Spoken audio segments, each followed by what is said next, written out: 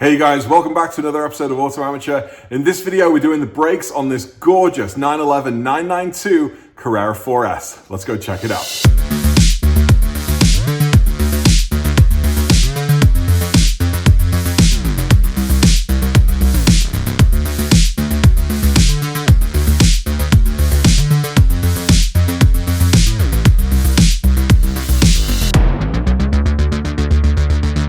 Hey guys, back for more Porsche tinkering videos. My friend Andy kindly lent me his 992 so that I could make a brake pad video, and which is kind of a lot of fun. If you've ever done the brakes on a 991, the process is virtually identical. We're going to be taking off the wheels, we're going to be taking out the caliper bolt pins, we're going to be disconnecting the brake pad wear sensors, we're going to be popping the brake pads in and out, putting it all back together, and hopefully anybody that follows this video can do this job. So let's just get straight to it.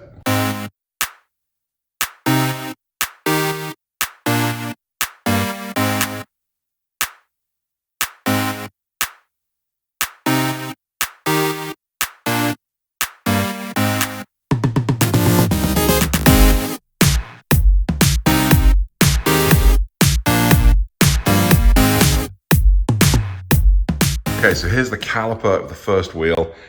Absolutely gorgeous in Guards red. Let's take a quick look around it.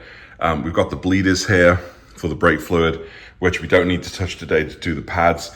What we do need to worry about are these two caliper bolts here, which hold the caliper to the rotor and the assembly.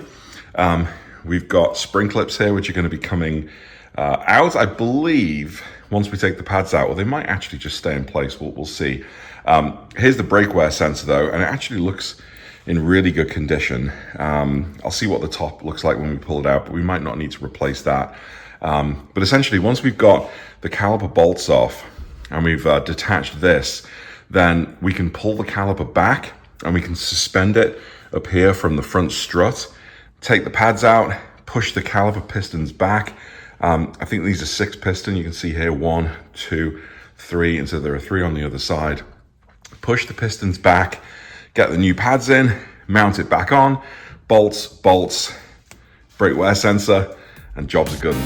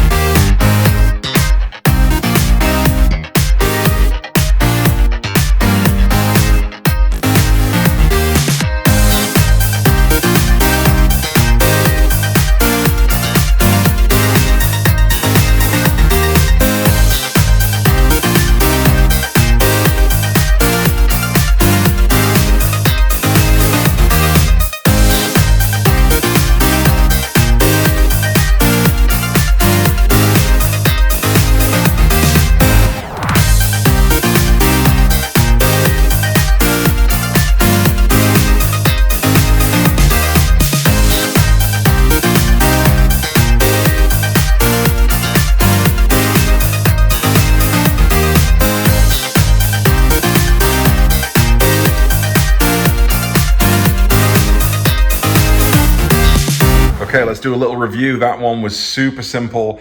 The caliper played nicely. You can see that I have reused the brake wear sensors. They both came out cleanly. There was no kind of degradation of the fitting or the metal loop around it. These guys actually, unlike the 996 and 907 kind of like equivalent, they actually pop out. These guys just stay in place. Caliper bolts, super easy to take out. Make sure you torque them correctly. Everything came together really nicely. Now, for whatever reason, I can't find my bungee cord today. So instead of hanging the caliper, you will have seen that I used the caliper bolt just to keep this in place while I was getting the brake pads together.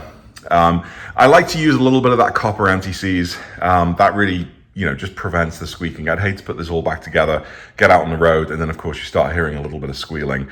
These pads are apparently squeal proof, but you never know.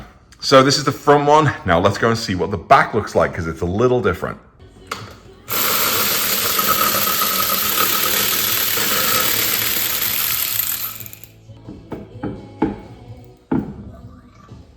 Okay, let's do a little review of the rear caliper before we get started. Essentially the same job as before. We've got two caliper bolts to remove with the reverse Torx, the E-Torx, whatever they're called, sockets. But we don't have the clips here that the front caliper does. It doesn't actually change the job, but what it means is you'll look at your brake pads and they'll look different because we've got these pieces on top of each brake pad here. Same thing, we've got a brake pad wear sensor, one on each side, which you're going to pull out, and that's essentially it. Same thing, I'm going to use the caliper bolt to keep the caliper onto the rotor and the block while I fiddle around with the brake pads. The tricky thing here is with the front wheels, you can actually turn the steering wheel so that the caliper twists and faces you. Here, you're always working at a slight bit of an angle. And this is also, makes for some interesting videoing challenges, but let's get straight to it. All right, here I'm using my needle nose pliers once again to remove the brake wear sensors. Porsche actually recommends replacing these every time you do your brakes. I don't have any spare here today, so I'm being really careful not to damage them. And in fact, this one here isn't coming out. So instead of chancing it, because I don't have a very good view, I'm going to wait until I get the caliper off. And as I take out the brake pad, it's just going to pop off.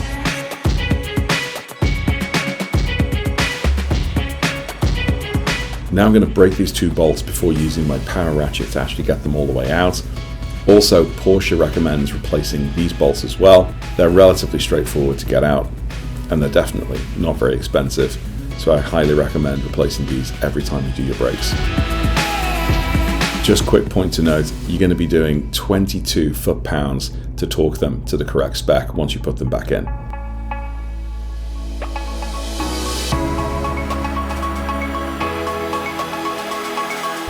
Now you're going to wiggle the caliper off the rotor. Be really careful to keep hold of the caliper and not let it drop, because you can see the brake line there on the left hand side is still connected to the caliper, and you really don't want to be braking that and having brake fluid go everywhere. But once you've got it off, steady it with one hand and the brake pads literally just pop right out.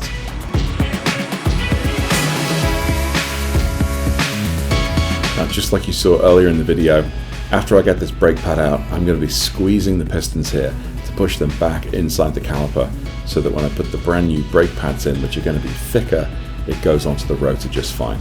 You can buy caliper spreaders and tools like that, but they're really not too hard to push in. I'm using a little bit of copper anti-seize just like I did on the front brakes here. These brake pads actually pop in a little easier than they do on the front. Now here's a trick I've learned from doing these time and time again. It's actually easier to get the inside brake wear sensor into the brake pad while the caliper's in your hand and free moving.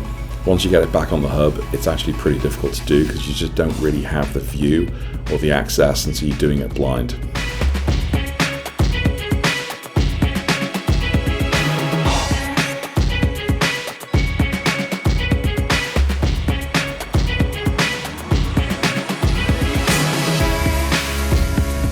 Now wiggle the caliper back onto the rotor. If it isn't going on, it means you need to go back and push the pistons back inside the caliper. but here it's going on relatively easily. Make sure you put your brake wear sensors back in, put your bolts in, torque them to 22 foot-pounds, and you're done.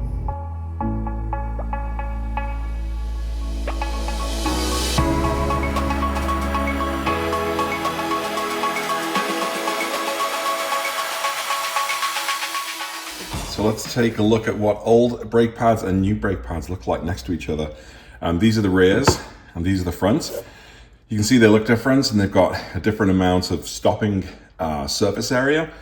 The brakes on the front have got 3 pistons, and actually if we turn this one over, you can see the 3 piston marks. So 3 on each side, total of 6 pistons.